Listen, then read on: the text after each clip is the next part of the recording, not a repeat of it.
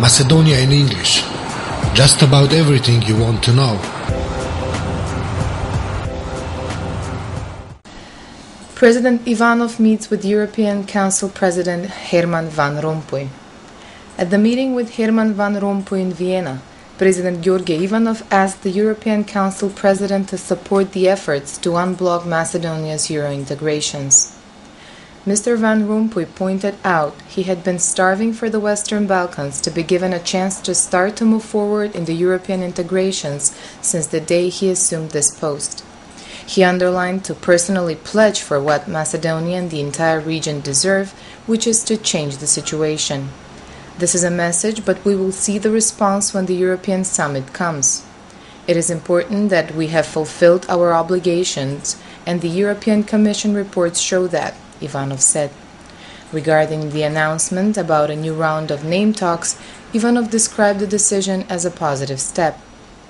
We, as a state leadership, are coordinated, and our representative Yolevsky knows the country's positions. We hope that Vasilakis will also come with the Greek government's positions and that this process will start to move forward. Any status quo situation benefits no one, Ivanov added.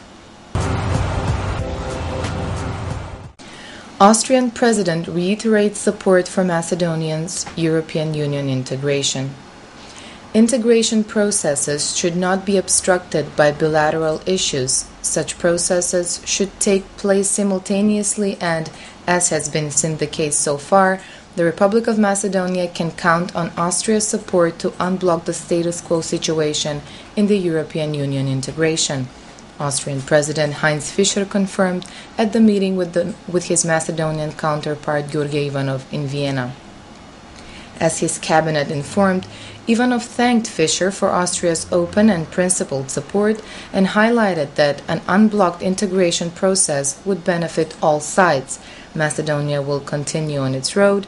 Greece will have a pro-European neighbor in terms of both standards and criteria, while the other countries from the region will see the unblocking of the process as good news and encouragement. Fischer also pointed out that the enlargement is not complete without the Western Balkans. According to him, the process would improve the situation in the Balkan countries and thus change the state of affairs in the whole region. European Union delegation head Orav uses term Slav Macedonians. In his speech in front of the European Parliament Committee on Foreign Affairs, the head of the European Union delegation to Macedonia, Ambassador Ivo Orav, referred to the members of the majority ethnic community in Macedonia as Slav Macedonians on 4 occasions. The ambassador said everybody in Macedonia understands how important the Ohrid Framework Agreement is, but added that different ethnic communities understand it a little bit differently. For this reason, it's extremely important that government coalition, which consists of ethnic Albanian and Slav Macedonians coalition partners, was able to agree, looking back to the 10 years, what was done precisely and how the agreement was implemented so far, Orav pointed out. He also talked about Gostivar incident. 2 days before I started my work in Skopje, there was an incident in Gostivar where an off-duty policeman, Slav Macedonian, got in a dispute with his neighbors over the parking lot and as a result shot 2 men. By core, it was not interethnic, but in media it became interethnic immediately, and then some political parties wanted to use it also politically, he noted. At the end of his speech, Orav also used the term the Skopje government. Government condemns European Union delegation head's use of term Slav Macedonians.